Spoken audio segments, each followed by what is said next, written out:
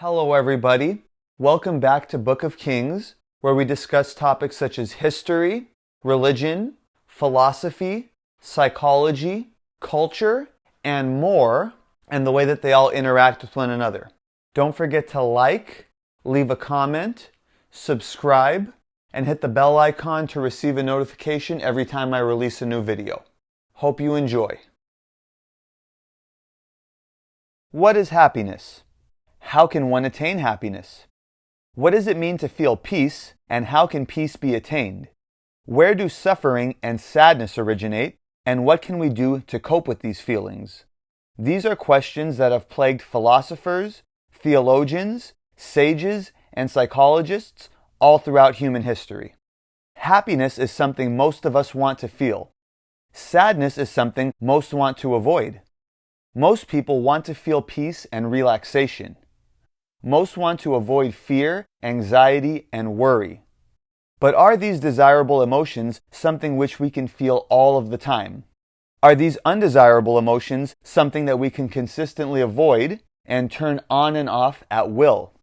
I did a video series a few months ago on the origins of human suffering and a potential remedy to that suffering from the perspective of relational frame theory and acceptance and commitment therapy.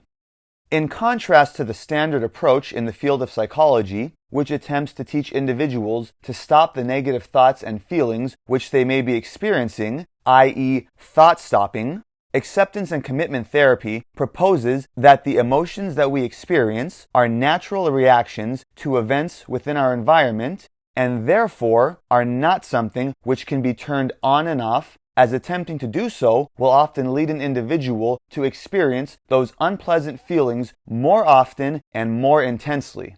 Rather, acceptance and commitment therapy proposes that individuals accept the emotions that they are feeling, taking much of the power away from those unpleasant feelings, and focus on engaging in real-world, tangible actions which result in real-world outcomes which align with that individual's values and goals, which will in effect result in more desirable emotions and feelings. With today's video, we are going to discuss the environmental and biological factors which result in we humans experiencing the emotions that we experience. And in beginning this discussion, we are going to discuss what can be viewed as the overwhelmingly most desirable emotion which most individuals want to feel as much as possible, and that is happiness. So what causes us to feel happiness? On a purely biological, neuropsychological level, happiness is caused by the release of a chemical in the brain called serotonin. The release of this chemical results in the pleasant feeling which we commonly refer to as happiness. So that now leads us to the question of what environmental factors lead to the release of serotonin. According to the founder of radical behaviorism, B.F. Skinner, quote, "Things which make us happy are things which reinforce us," end quote. What is reinforcement? According to the discipline of behaviorism, reinforcement is anything in our environment that we come in contact with immediately following a behavior that we engage in, which causes our behavior to increase in the future. So in essence, reinforcement occurs when we gain some sort of desirable outcome or experience. And in order for something to be reinforcing, we must first be in a state of deprivation. That is, be deprived of something we want or need.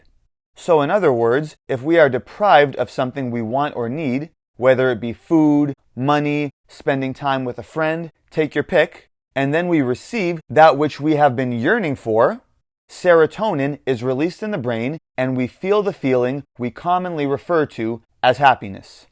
Now let's move on to another emotion or feeling which we generally enjoy very much, and that is pleasure. Pleasure is caused by the release of another chemical in the brain called dopamine. Dopamine is released by a very similar process to that of serotonin. However, the release of dopamine has a little bit more to do with anticipation. We receive some sort of sign in our environment that something which we find desirable is within our grasp, or maybe within our grasp, and our brain begins to release dopamine, piquing our curiosity and intriguing us. Once we finally gain that thing which we desire, our brain releases even more dopamine, causing us to feel pleasure. So as you can see, the process in which dopamine is released is pretty similar to the process in which serotonin is released. And for this reason, dopamine and serotonin are often released together, and therefore we experience the feelings of happiness and pleasure together or around the same times. One could even make the argument that the release of dopamine and serotonin, and therefore the feelings of happiness and pleasure, are the evolutionary mechanisms in which we as living beings are encouraged to engage in actions that cause us to gain those things and experiences which are necessary for our survival. That then begs the question, what happens when we do not gain those things or phenomena that we yearn for? That leads us to our next emotion, sadness. Just as happiness is caused by the presence of serotonin in the brain, and pleasure caused by dopamine, sadness is caused by the lack thereof or a lesser amount of serotonin, and to a lesser degree, a lack of dopamine. In fact, it is clinically shown that individuals with depression have low levels of serotonin in the brain, and certain types of depression are caused by low dopamine. The lack of dopamine in the brain, and therefore lack of the feeling of pleasure, can also explain the feeling of boredom or apathy. And being that dopamine and serotonin are often released together, this can explain why sadness or depression and boredom are often experienced together or in conjunction with one another. So from a behavioral perspective, one could argue that we experience sadness and or boredom due to a lack of reinforcing or desired/desirable events within our lives. You can't land that dream job you want. You broke up with your significant other and aren't able to do all those enjoyable, reinforcing things you used to do together. You are socially isolated and don't have a social network of others to keep you company. These are all examples of lack of reinforcement. But some of you may be asking, what about those people who have everything and are still miserable? They have everything anyone could ever dream of. Why aren't they happy? Well, as we previously discussed, in order for something or some experience in our environment to be reinforcing, we must first be in a state of deprivation. Why does that bite of food always taste so much better when you're hungry as opposed to when you've already eaten? Why do you feel so overjoyed when you see your favorite person after you haven't seen them in forever? Why do you have a blast on vacation when for a local at that destination, it's just another day in the life? Deprivation. So with that being said, if someone has everything they could have ever dreamed of, they may first experience a dopamine or serotonin rush when they first gain that thing which they desire, but once that novelty wears off, they are no longer deprived of that thing or experience, and they become satiated. Ask yourself, why do you feel euphoric when you first get a new car, but after a few weeks or months, you don't even notice it anymore? Satiation. It felt good when you got that car initially because you were deprived of it, i.e. you didn't have it, and your brain fired off a bunch of serotonin and dopamine when you got it. But once you've had it for a while, you are no longer deprived, the novelty wears off, you become satiated, and your brain no longer fires off all the serotonin and dopamine that it did when you first got it. It can almost be said to be comparable to developing a tolerance to a substance. A cigarette smoker or coffee drinker may love the feeling they get when they smoke a cigarette or drink a cup of coffee, and while at first one cup or one smoke might be enough for that person to get the feeling they enjoy, after a while, one cup or one cigarette is no longer enough, and they might have to consume more and more to get that same feeling. They begin to need more and more for their brain to produce those chemicals that give them the feeling they love. The same can be said to go for the person who has everything yet is miserable. They have become satiated on everything which once motivated them, and those things no longer cause their brain to fire off all the serotonin and dopamine that it initially did when they first got them, so now they become devoid of serotonin and dopamine and therefore experience feelings of boredom, sadness, depression, etc. Now let's move on to another not so pleasant emotion or group of emotions. Those are anxiety, worry, and fear. These are caused by a hormone released from our adrenal gland at the top of our kidneys called cortisol. Cortisol is known as the stress hormone, and its job is to alert us to danger or perceived danger. It can be said to be related to the fight or flight mechanism, so that we react to a perceived threat by either fighting it or fleeing it. So with that being said, cortisol, and therefore anxiety, worry, and fear, can actually be beneficial to us and serve an evolutionary purpose to protect us from things which may threaten us. So just as we talked about those undesirable feelings associated with a lack of serotonin, we are now going to talk about a very desirable feeling associated with a lack of cortisol. That is a feeling or state of being highly sought after by many, especially in Eastern religions and philosophies, and that is peace, calm, and/or tranquility. So just as anxiety, worry, and fear are caused by the presence of cortisol, peace and calm can be said to be caused by the absence of cortisol.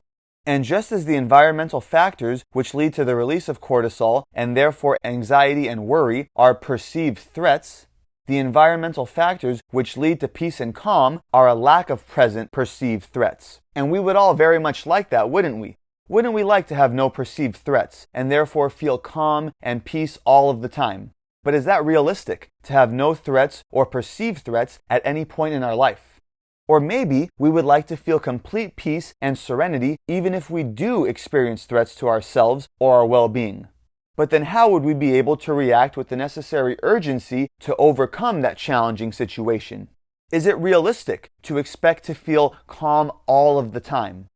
And on that same note, going back to some of the previous emotions we discussed, is it realistic to feel happy all of the time? Or feel pleasure all of the time? As we discussed, even if we gain all of those reinforcing things which we love all of the time, whenever we want them, we will eventually become satiated and our brain will no longer release the same amount of serotonin and/or dopamine, and we will no longer feel those emotions of happiness and/or pleasure which we enjoy so much to the same degree.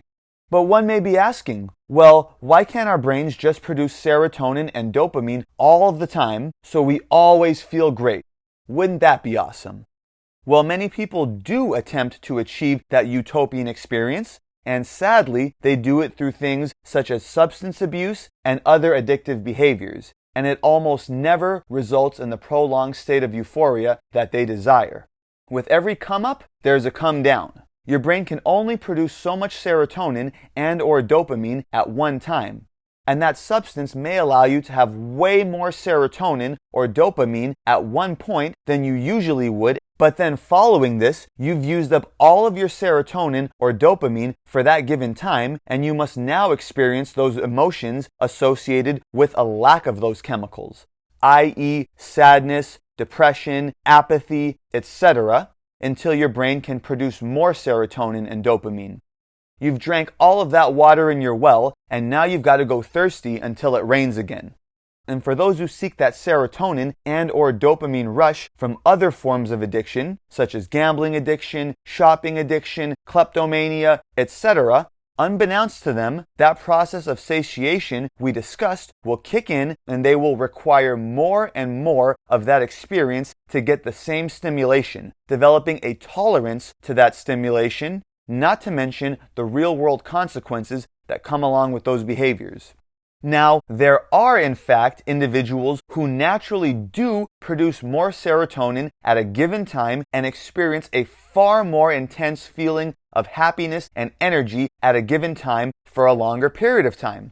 But those periods of euphoria that those individuals feel, which are referred to as manic episodes, are always followed by periods where the brain produces below average levels of serotonin, which result in episodes where the individual goes through depression. Individuals who experience this cycle are generally diagnosed with bipolar disorder, formerly known as manic depressive disorder. And just like naturally higher levels of serotonin for a given period can result in bipolar disorder, higher levels of dopamine are often correlated with schizophrenia. So this brings us back to our initial question. Is it reasonable to expect to feel happy all of the time? Can we expect to feel peace all of the time? Should we strive to feel pleasure all of the time? Are our emotions something which can be changed by pure mental will alone, or is it more productive to accept those emotions and focus on actions which improve our situation and maybe, just maybe, produce some of those feelings that we find so pleasant? Let me know your thoughts in the comment section. Hope you enjoyed. Talk to you next time. Thank you for watching. This has been another Book of Kings video. Don't forget to like, leave a comment, subscribe, and hit the bell icon to receive a notification every time I release a new video.